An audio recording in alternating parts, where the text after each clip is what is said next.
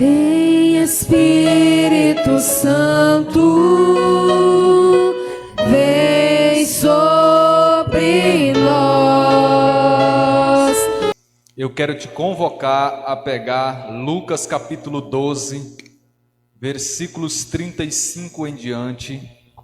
A palavra diz o seguinte: estejam cingidos os vossos rins e acesas as vossas lâmpadas. Sede semelhantes a homens que esperam o seu Senhor, ao voltar de uma festa, para que quando vier e bater a porta, logo lhe abram.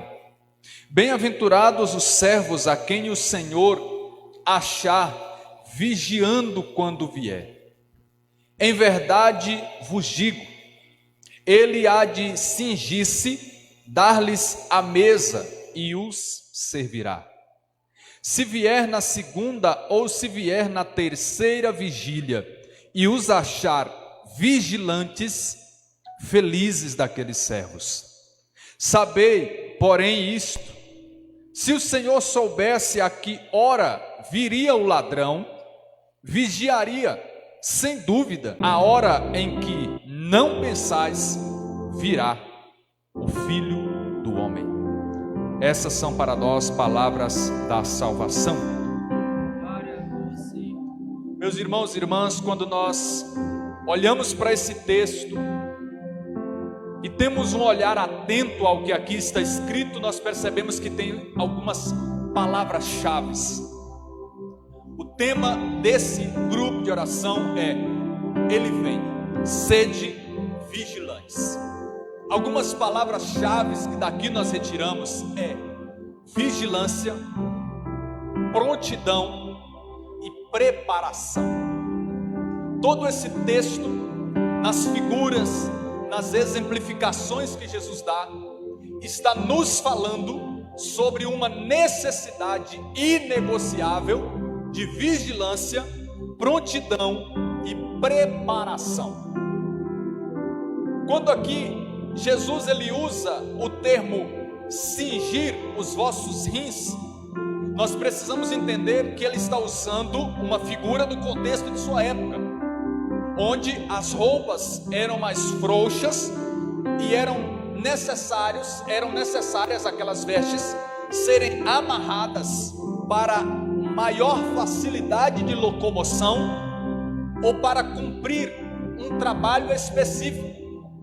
Então era preciso apertar as vestimentas ao corpo para que o andar fosse livre, o executar alguma coisa fosse mais desimpedido. É como, e até o rodapé da Bíblia diz aqui, nos dias de hoje, a gente, para lavar uma louça ou estar com uma blusa, é a gente arregaçar as mangas para que a gente faça aquele trabalho de uma forma desimpedida, para que a gente esteja livre para andar, livre para executar alguma coisa. Então Jesus está dizendo: é necessário que vocês estejam prontos para o trabalho, prontos para caminhar, prontos para ir. E se ele está falando sobre a sua volta, é como se ele estivesse dizendo: é preciso que vocês estejam com a mala pronta. Apesar de que para o céu não precisa levar mala, mas é uma figura de linguagem. É preciso que vocês estejam de prontidão para partir, porque é uma verdade que ele pode vir, mas é uma verdade que a gente pode ir. É tanto que Jesus estava falando para os seus, e muitas vezes os seus daquela época entendiam como se a sua volta fosse imediata. Tão logo ele subisse, tão logo ele voltaria. Mas nós temos mais de 2000 anos decorridos e o fim nunca esteve tão próximo. Mas ainda não significa que nós iremos vê-lo voltando sobre as nuvens, nós ainda estando vivos sobre essa terra. Pode ser que esta vinda dele aconteça no nosso ir a ele, através da nossa morte. Então esse chamado à preparação, à prontidão, ele é muito sério. Quando se fala de salvação na Bíblia, na palavra, na Sagrada Escritura, a gente vê uma relação muito estreita entre urgência.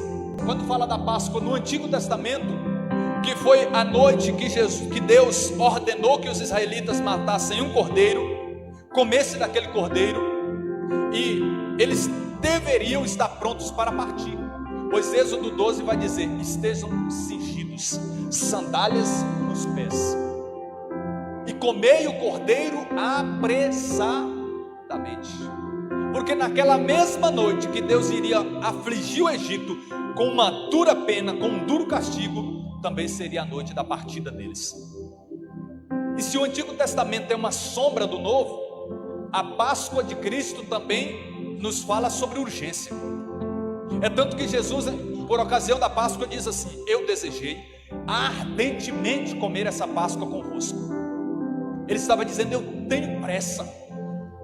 Aqui em Lucas 12 também, mais à frente, mas agora lá no versículo 49, ele diz assim: eu vim lançar fogo sobre a terra, e eu, como desejariam outras traduções, como eu desejaria que este fogo já estivesse aceso. Através da minha paixão, ele diz: eu vim trazer um batismo sobre a terra de salvação, e como eu queria que este fogo já estivesse aceso, porque fala de urgência. A conversão, ela precisa ser urgente. É tanto que Eclesiástico, capítulo de número 5, versículo 5 em diante, vai dizer: a propósito de um pecado perdoado, não esteja sem temor e não acrescente pecado sobre pecado. Não digas: a misericórdia do Senhor é grande, Ele terá piedade da multidão de meus pecados, pois piedade e cólera. Deus não é só uma coisa. Deus é amor, mas é justiça. Deus é piedade, mas o autor diz: é cólera. Muitas vezes, ao pregar sobre o amor de Deus, a gente floreia, a gente romantiza, mas não existe isso. Piedade e cólera. A palavra fala sobre a ira de Deus. Da multidão, Ele terá piedade da multidão de meus pecados, pois piedade e cólera são nele igualmente rápidas, e o seu furor visa aos pecadores. Não demores em te converteres ao Senhor, não adies de dia em dia, pois a sua cólera virá de repente, e Ele te perderá no dia do castigo. É moleza a palavra dessa? Não é. Aqui está falando para que a gente não brinque com a nossa salvação, acumulando pecado sobre pecado, adiando a nossa conversão, porque o dia da salvação é hoje. 2 Coríntios 6:2. Agora é o tempo favorável, hoje é o dia da salvação. Lucas 19, quando Jesus encontra Zaqueu, ele diz: convém que hoje eu fique na tua casa. E depois ele diz: hoje a salvação entrou na tua casa. Hebreus capítulo 3 vai dizer: se hoje ouvirdes a voz de Deus, não endureça o coração, como os vossos pais lá em Meriba. Ou seja, não fique brincando com Deus, não fique deixando para amanhã, não fique procrastinando salvação, é para hoje. Então, se essa preparação, se este prometer de Deus que virá, ou nós iremos a Ele, é algo surpreendente, a gente precisa ter um estilo de vida de preparação. A busca ao Senhor, ela não pode se isolar a uma santa missa, não pode se isolar a um grupo de oração. A busca ao Senhor, ela precisa ser diária.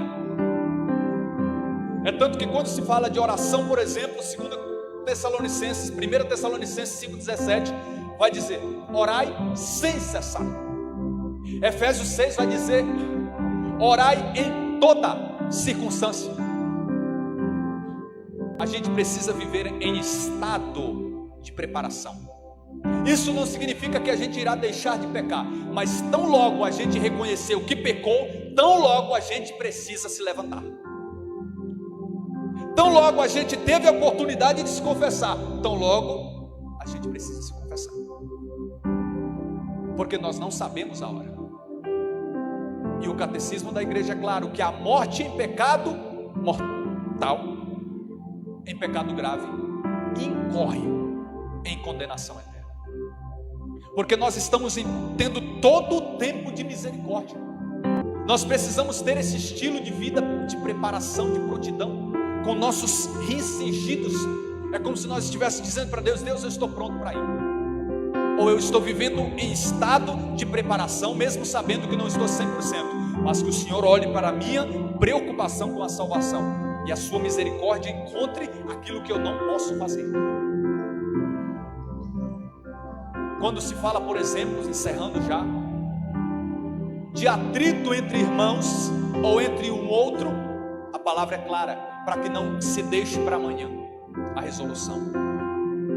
Lá em Mateus capítulo 5 vai dizer: se você estiver indo entregar a tua oferta, e você lembrar que tem alguém que tem algo contra ti, vai primeiro, reconcilia com o teu próximo e volta.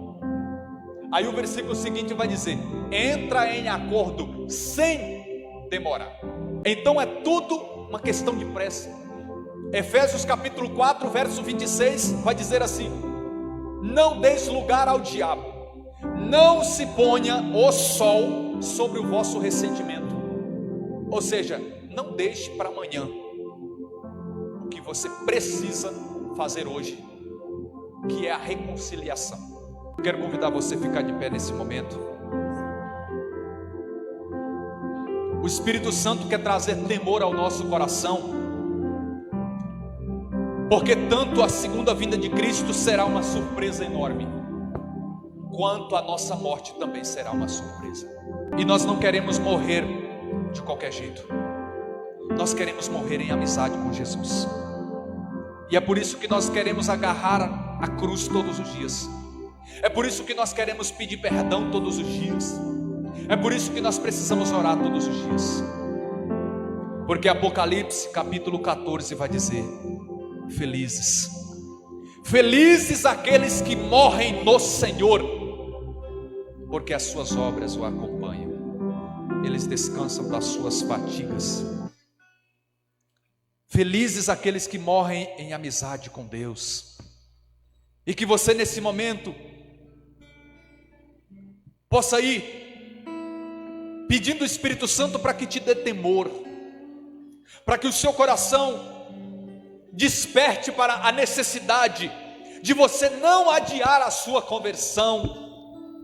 E entenda que conversão não é só para aquele que nunca conheceu a Deus. Conversão é para quem já teve uma experiência, mas conversão é algo diário, é algo constante, contínuo, para que nós não sejamos aqueles que serão pegos de surpresa pelo Senhor que voltará, mas que sejamos aqueles que, se voltar de noite, estaremos em preparação, se voltar de dia, estaremos em preparação. Aviva o meu coração cansado de esperar, religa a tua vida em mim, tua vida em mim.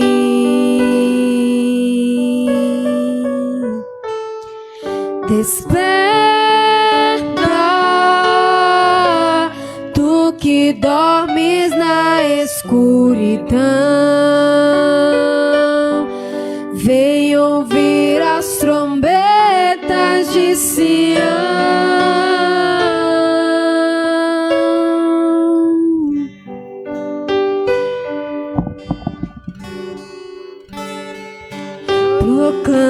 Proclama que Jesus voltando está,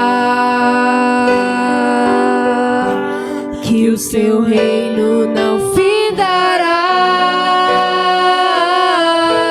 que o Cordeiro é o leão que no trono está. Proclama que Jesus voltando está, que o seu reino não findará, que o Cordeiro é o leão que no trono está. Escuta, promessa das nações. Vou levantar você para ser a minha voz e ser as minhas mãos. E hoje nessa geração te escolhi, és meu. Escuta, povo meu, sou a promessa das nações. Vou levantar você para ser a minha voz e ser as minhas mãos. Que hoje nessa geração te escolhi, és meu.